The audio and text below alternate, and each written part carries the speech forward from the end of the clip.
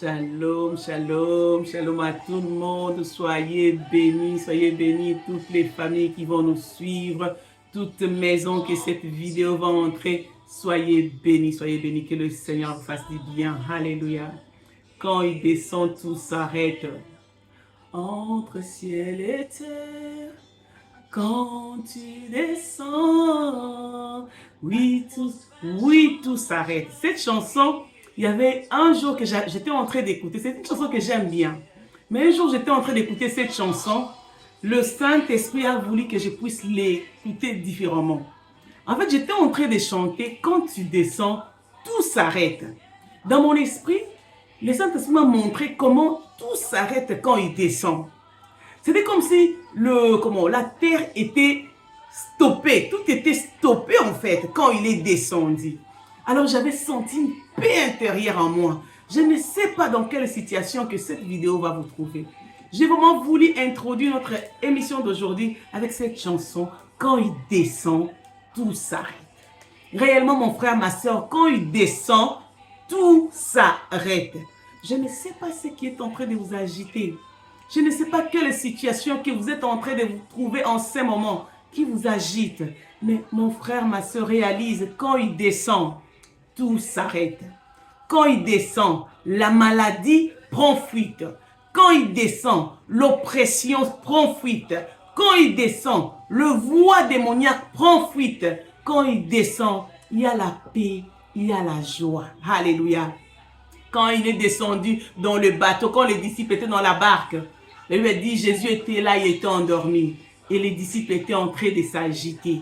Mais quand ils ont réveillé Jésus, quand il s'est élevé, tout est arrêté. Laisse que tout ce qui vous agite, tout ce qui vous tracasse, tout ce qui enlève la paix, la joie, tout ce qui enlève même votre confiance en Dieu, puisse s'arrêter aujourd'hui. Car quand il descend, tout s'arrête. Alléluia.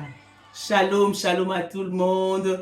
Que le Seigneur vous bénisse partout où vous allez nous suivre. Que le Seigneur vous fasse du bien. Aujourd'hui, c'est notre deuxième jour. Comme on avait dit, chaque vendredi, on va commencer à faire nos vidéos. Que Dieu vous bénisse. C'est Maman Bijou Lumbila. Vous êtes branchés sur notre chaîne House on Fire 20. En tout cas, n'hésitez pas de partager. N'hésitez pas de subscribe. N'hésitez pas de liker, laissez-nous des commentaires. Vos commentaires nous bénissent énormément. Laissez-nous vos commentaires. On fait un effort par la grâce de Dieu. Nous sommes en train d'améliorer, mais nous sommes vraiment flattés de votre temps que vous nous accordez. Aujourd'hui, j'avais vraiment voulu qu'on puisse partager un verset qui est dans Ephésiens 6, 13. Nous allons le lire par la grâce de Dieu. Eh bien, nous dit Ephésiens 6, 13, c'est pourquoi prenez toutes les armes de Dieu afin de pouvoir résister dans le mauvais jour. C'est un verset qui est vraiment très spirituel, mais le Seigneur veut que nous puissions les regarder un peu différemment aujourd'hui. Parce que quand on dit, c'est pourquoi prenez toutes les armes de Dieu. Prenez, quand Dieu nous dit prenez, je compris dans mon esprit que le Seigneur nous donne une responsabilité quelconque. En fait, Dieu connaît que nous sommes capables de faire beaucoup de choses. Il croit en nous, il nous donne cette responsabilité-là de prendre les armes, de nous habiller nous-mêmes. Car Dieu pouvait dire que non, priez seulement que vous soyez revêtus ou un ange viendra du ciel pour vous revêtir des armes de Dieu pour que vous ne puissiez pas tomber dans les mauvais jours. Mais Dieu dit, prenez. Dieu nous donne la responsabilité de nous protéger nous-mêmes. Il nous donne la responsabilité de nous revêtir des armes de Dieu pour que nous ne puissions pas tomber dans le mauvais jour. J'ai vraiment voulu qu'on puisse parler de la responsabilité. Parce qu'en tant que chrétien, des fois on croit que Dieu va faire tout pour nous. Des fois on croit que quand j'ai pris seulement, tout va s'arranger. Mais si on regarde bien dans la Bible, il y a beaucoup de places que Dieu veut que moi et toi, que nous puissions faire des choses. Les choses que moi et toi, nous attendons que Dieu puisse faire pour nous. Dieu aussi est en train d'attendre que moi et toi, que nous puissions faire le premier pas, que nous puissions commencer d'abord. Car il y a un verset qui est dans, je crois, Matthieu 18. C'est un verset qui est quelque part dans la Bible, là où on dit, ce qui est lié sur la terre. Je crois que c'est dans Matthieu 18. Je veux vraiment le chercher pour que je sois sûre. C'est Matthieu 18, 18. Je vais lire si c'est vraiment le verset que je veux vraiment qu'on puisse parler. C'est Matthieu 18, 18. Qu'est-ce que la Bible dit? Yes, c'est Matthieu 18, 18. La Bible dit, je vous l'ai dit en vérité, tout ce que vous lierez sur la terre sera lié dans le ciel.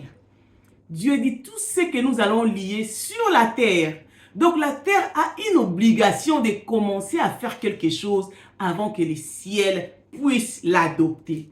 Donc Dieu nous fait confiance. Dieu connaît que moi et toi, nous sommes capables de faire beaucoup de choses.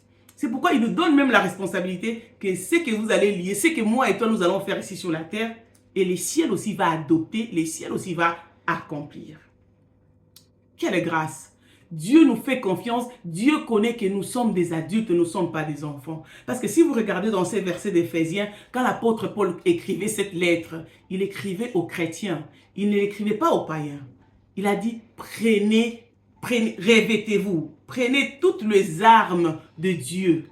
Revêtez-vous de toutes les armes de Dieu. Il les a donné la responsabilité de les faire. Si vous regardez, si vous regardez seulement les domaines physiques comme ça, la majorité de nous, on croit que Dieu va tout faire. Si vous regardez, même quand on va seulement dans les shopping, pour aller faire des shopping pour nos maisons, si on regarde ce qu'on prend dans les magasins, ça, ce n'est pas les domaines seulement physiques. Quand on va dans les shopping, c'est que nous shoppons pour les enfants. Si tu regardes les trolls et tout ce que nous amenons à la maison, il y a beaucoup de choses que nous amenons, nous achetons pour nos maisons. Ce sont des choses-là qui nous amènent de maladies à long terme. Pourquoi je vais dire ça? Je veux seulement parler de la responsabilité. Ça aussi, c'est une responsabilité. Notre santé, c'est notre responsabilité. Car la Bible dit, pour que vous puissiez tenir dans les mauvais jours, il y aura un mauvais jour dans la vie de chacun de nous. Il y aura des maladies qui vont toquer dans nos portes. Mais toutes ces maladies-là viendront par rapport à tout ce que nous mangeons. En fait, tout ce que nous mangeons, tout ce que nous mettons dans nos corps, c'est ce qui nous amène des maladies que nous souffrons aujourd'hui ou des maladies que nous allons souffrir demain. Si vous regardez, j'avais écouté une femme qui parlait un peu de la santé. Cette femme-là avait expliqué quelque chose qui était très intéressant. Quelque chose de commun que nous tous nous connaissons, mais on n'a pas l'habitude de les réfléchir comme ça. Cette femme-là avait dit que si vous regardez seulement les tomates, les boîtes de tomates pelées que nous achetons dans les magasins, si vous regardez dans le boîte de tomates, il y a 60% de tomates, mais 40% c'est de l'eau, c'est des produits chimiques. Et quand nous allons dans le magasin, moi personnellement, j'ai tendance seulement à prendre ces tomates-là, je vais aller cuisiner avec. Et pourtant, les tomates fraîches, c'est moins cher, c'est même pas cher ici en Angleterre. Mais nous avons cette habitude-là d'acheter des choses conservées. Il y a des produits chimiques, des choses mauvaises, des biscuits, des coca, tout ce qui est mauvais, on le met dans le trolley, on amène dans la maison, on nourrit nos familles. On leur donne des produits qui peuvent nous amener des maladies à long terme.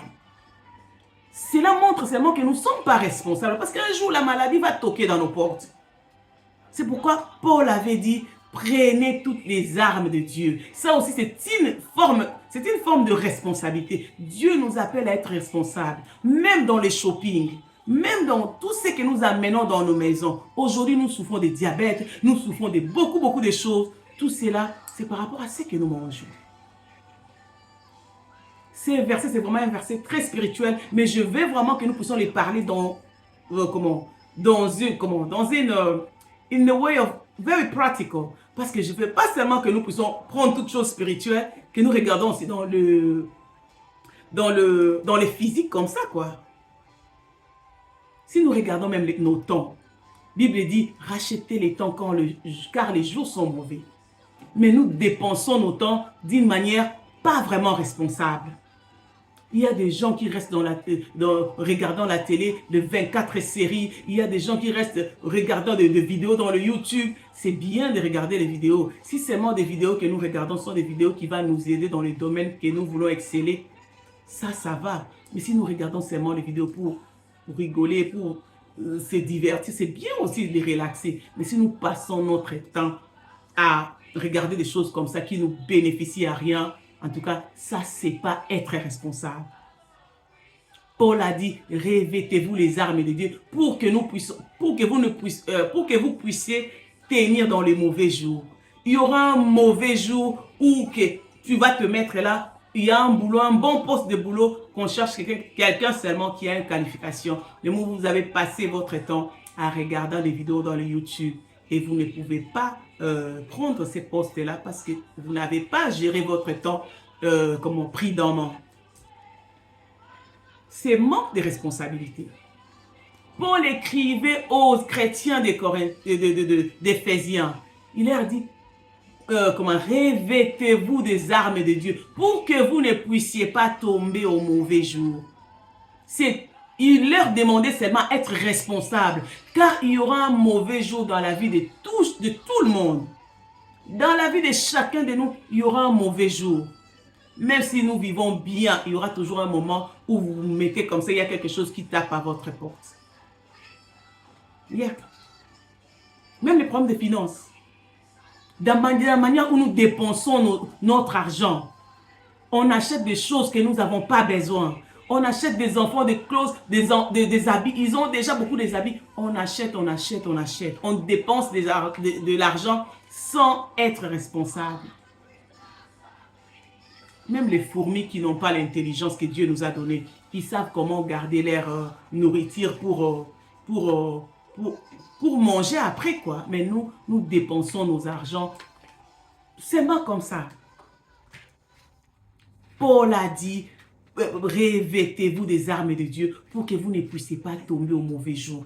Il y aura un mauvais jour dans la vie de chacun de nous. Mais ce qui nous différencie avec tout le monde, ce sont les gens qui vont tenir. Est-ce que moi et toi, nous pouvons tenir au mauvais jour?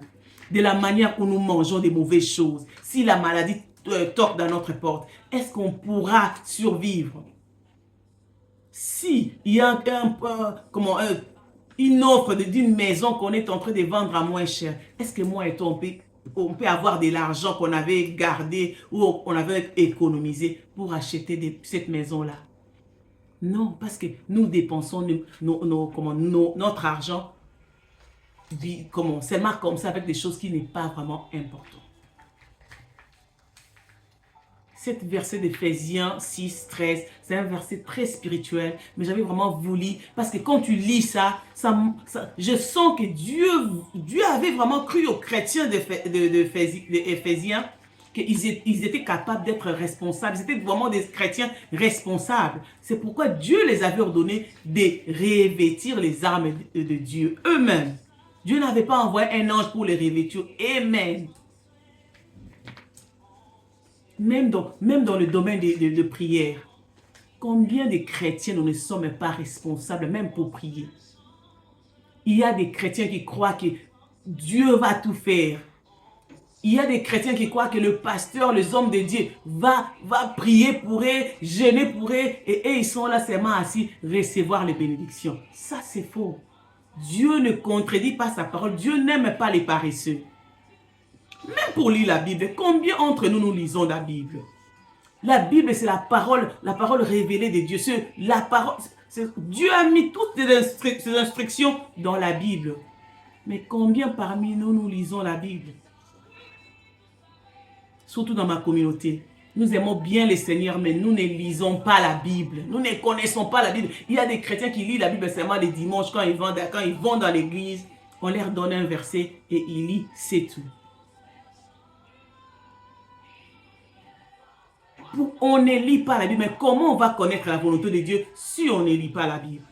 Aujourd'hui, il y a des prédicateurs par-ci, par-là, ils parlent n'importe quoi.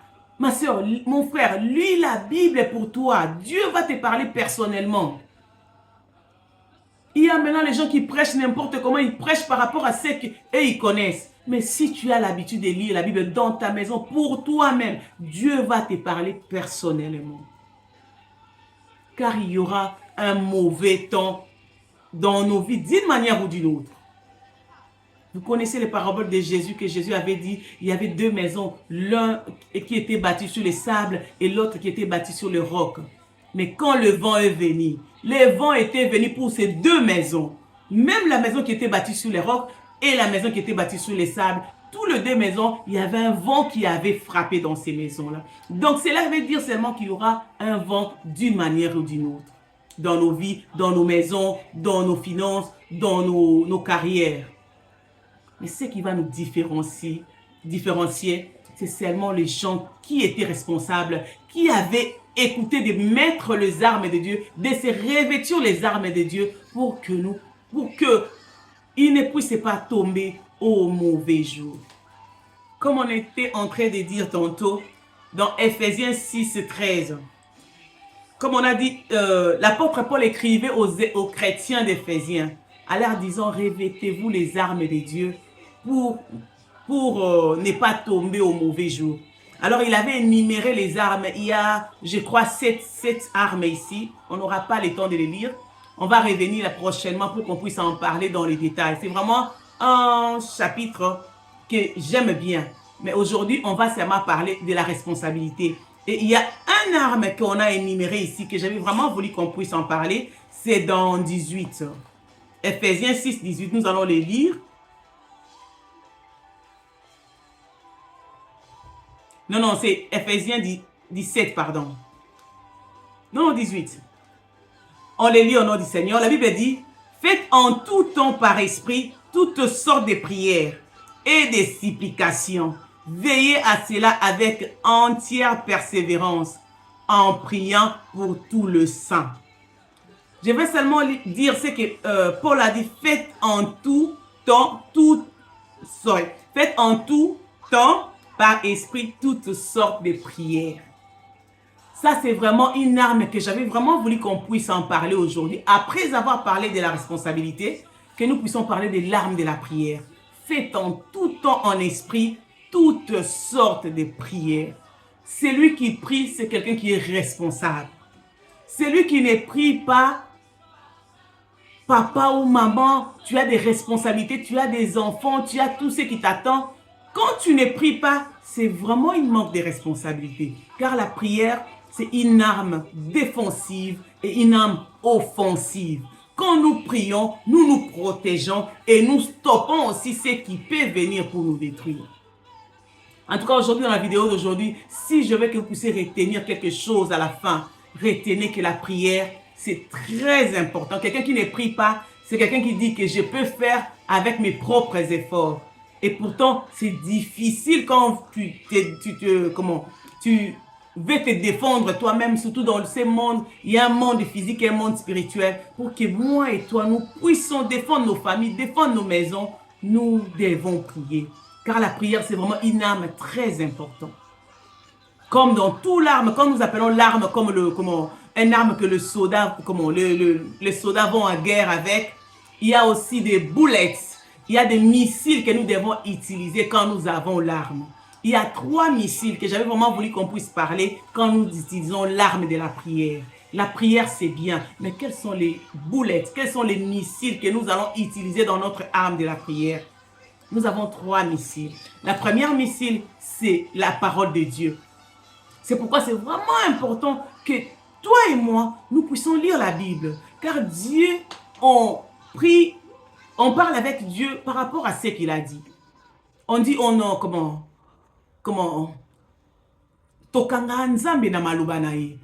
nous prions par rapport à la parole de Dieu, alors Dieu n'a pas, Dieu ne peut pas nous dire, nous refuser ce que nous demandons, car quand nous prions par rapport à ce que la Bible dit, on dit que Seigneur, la Bible a dit, tu as dit ceci dans ta parole. Et moi aussi, je viens par rapport à ta parole. Et cela va nous donner vraiment un résultat positif quand nous prions avec la parole de Dieu. Ça, c'est les premiers missiles. Le deuxième missile que je voulais dire, c'est le nom de Jésus. Quand nous prions, il y a des gens qui prient. Même, prier sans mentionner le nom de Jésus. C'est vraiment risquant. Oui, Dieu écoute la prière, car on dit la prière, c'est converser avec ton papa. Mais c'est vraiment important quand nous prions avec la parole de Dieu et quand nous mentionnons le nom de Jésus. Car c'est vraiment une boulette. C'est un... Quand nous prions avec le nom de Jésus, is very, very powerful. Et la troisième boulette, Le troisième boulette, c'est le sang de Jésus. Premièrement, on a dit la parole de Dieu, le nom de Jésus et le sang de Jésus. He is very powerful. À chaque fois quand nous prions, en invoquant le sang de Jésus, la Bible dit, vous les avez vaincus. Moi et toi, nous les avons vaincus à cause du sang de l'agneau. Si nous voulons être victorieux dans la prière, si nous voulons utiliser cette arme de la prière, utilisons la parole de Dieu, utilisons les noms de Jésus et utilisons le sang de Jésus, car c'est vraiment puissant. C'est qui va m'aider, moi et toi, à être victorieux dans nos combats. C'est quand nous utilisons de 3 boulettes avec l'arme de la prière. Moi et toi, nous serons victorieux. Que le Seigneur vous bénisse. Nous allons prier, nous allons demander au Seigneur, car tout ce que nous avons parlé ici, c'est bien, mais c'est avec l'aide du Saint-Esprit que moi et toi, nous pouvons être responsables. Combien de fois on a promis qu'on va faire ceci, on va faire cela, et à la fin, on n'a pas pu le faire, car nous pouvons le faire si ce n'est que par l'aide du Saint-Esprit. Alors, mon frère, ma soeur, là où tu es, si tu as vraiment la possibilité de fermer vos yeux, je vous invite dans la prière. Approchez vos cœurs, comme j'ai toujours dit. Quand j'ai dit approche ton cœur, cela veut dire seulement concentre-toi. Amène tes pensées. En ce moment, nous allons prier. Alléluia. Le Seigneur connaît pourquoi il nous a permis de parler de la responsabilité. Combien de fois, comme j'ai dit, on a eu la résolution au début de l'année, on va faire ceci, je vais aller au gym, je vais faire ça. Mais on n'arrive pas à les faire. Je vais commencer à faire la prière de la maison. C'est difficile. On a toujours, arrivé à ne pas les respecter. Aujourd'hui, nous demandons le Saint-Esprit. Alléluia. Oh, cher Saint-Esprit. Oh, cher Saint-Esprit. Alléluia. Nous t'invitons en ces lieux. Nous t'invitons, Seigneur, nous t'invitons à toute famille qui va regarder ces vidéos. Oh, le Saint-Esprit de Dieu, il n'y a que toi qui peux nous donner la force. Il n'y a que toi qui peux aider une famille à prier. Il n'y a que toi qui peux aider une maman à prier. Il n'y a que toi qui peux aider un papa à prier. Nous t'invitons dans toute maison qui va regarder les vidéos. Il y a des petites choses que nous n'arrivons pas à les faire. On a eu des résolutions de les faire, mais on n'arrive pas. Nous demandons la force. Nous te demandons à nous aider. Nous te demandons l'aide, car la Bible dit quand il viendra, il vous guidera dans toute vérité. Il vous guidera, il vous donnera la force de faire les choses. Car nous-mêmes, nous ne pouvons pas. Oh, l'Esprit de Jésus, nous t'invitons en ces lieux. Toute maison que cette vidéo va entrer, toute personne qui va regarder cette vidéo, même dans les rediffusions, entre des maisons, pénètre de maisons, donne la force de prier, donne la force de prier, réanime des maisons, réanime des maisons, que la vie de prière puisse entrer dans les maisons, réanime des parents, que les parents soient responsables de prier, que les enfants soient responsables de se tenir dans la prière, que les maisons soient réanimées de feu. Oh, cher Saint-Esprit de Dieu, nous t'invitons en ces lieux, nous t'invitons dans des maisons, dans des voitures, partout quelqu'un va regarder ces vidéos. Nous t'invitons, cher Saint-Esprit. Merci. Merci, car la Bible dit quand tu descends, tu glorifies Jésus. Descends dans ces vidéos et glorifie Jésus partout où ces vidéos vont aller. Merci pour ta présence. Merci pour ta présence qui nous transforme. Merci pour ta présence qui nous change. Merci pour ta présence qui nous ouvre des yeux. Merci pour ta présence qui ouvre des portes là où les portes étaient fermées. Merci pour ta présence. Merci pour ta présence qui brise les chaînes de l'ennemi. Merci pour ta présence qui brise les chaînes de l'ennemi. Merci, cher Saint-Esprit. Merci quand tu descends, tout s'arrête. Merci parce que tu as arrêté toute situation qui tracasse mon frère, ma soeur en ces moments. Merci car tu as arrêté tous tes problèmes qui nous fait manquer le sommeil. Merci, cher Saint-Esprit. Alléluia. Merci, Jésus. Dans le nom de Jésus. Amen, amen, amen. Shalom, shalom, shalom à tout le monde. Merci de nous avoir écoutés. Que le Seigneur vous bénisse. Nous sommes vraiment flattés de votre temps que vous nous accordez. N'hésitez pas de liker, partager, subscribe.